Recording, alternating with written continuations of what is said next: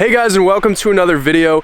In this video, I'm going to pretty much just do a walk around of the car. Probably not the most interesting thing, but a lot of you guys are wondering what I've done to this car up to this point, to pretty much the end of 2021. I've owned this car for about a year and a half now, and we've done a fair amount to it up to this point. Overall, I could say that definitely, there are some mods that I'm really glad I did. There's some mods that I probably didn't need to do, but I'm still kind of happy that I did them. Everything that's on the car right now is everything that I pretty much would not regret. I've been down this rabbit hole before of modifying MQB cars. I know what to kind of avoid and what to sort of look out for. So in this video, I'll talk to you guys pretty much about what I have on the car currently.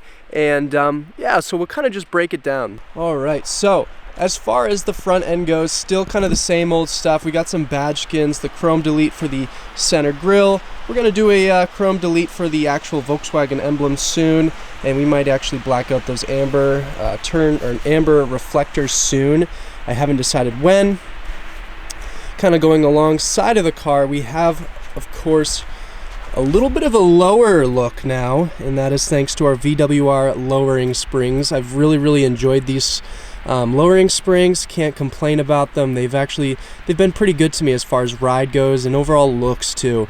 And you can see also got some pretty loud brake caliper R logos. That's our I think it's like an acid yellow, acid green look. It's kind of what I was going for. Going alongside the car to the back, of course the back is still looking nice because that low, thanks to our VWR lowering springs. We have our Euro tails, our Remus exhaust, and that's pretty much about it. I did also go with the harness too, so we do get the dynamic swoop. But overall, this car is coming along real nicely. Definitely have some cool plans for the new year. I'm going to focus a lot on aesthetics, but a nice blend between both aesthetics and performance, because believe it or not, we have a lot of performance to go. Now, open this up. And we'll show you guys under the hood and where we're at right now. Alright, so we have our integrated engineering V2 intake. This one I really like because it's a full replacement from the pretty much factory system. Now you get all of this piping. It's really nice to see a full replacement. And overall, this filter is kind of big. It really sounds quite loud. And I'll give you guys some sound clips too. Got IE indicated right there. And I also do have the carbon hood or the carbon lid for this intake. I'm going to run it probably in the summertime just to remove any, or factor out any heat soak that's, definitely avoidable. And of course, at the back of the car, we have our, as you can hopefully see, our integrated engineering turbo inlet elbow. It's probably really hard to see back there, but you guys get the idea. The elbow is back there. I did install that. Under here, as you can see, we have our APR ignition coil with some MSD grease, dielectric grease. Close that up. Underneath the car, we have a TB Performance gusset brace. That really helps with launching the car, and especially as we're adding more power, we're going to want to see a little bit more grip.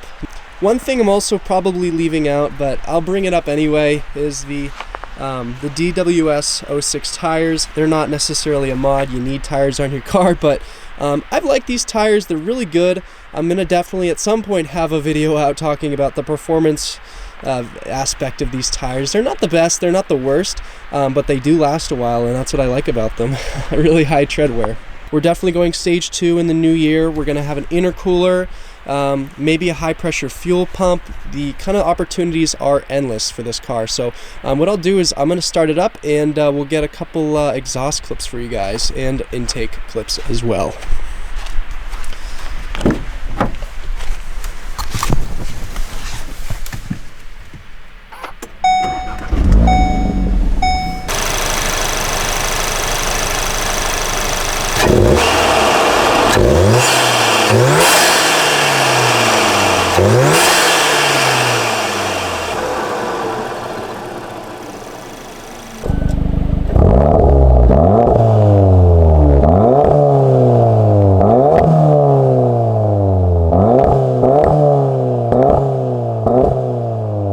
this car has an IE Stage 1 high torque tune. We're also running the TCU tune.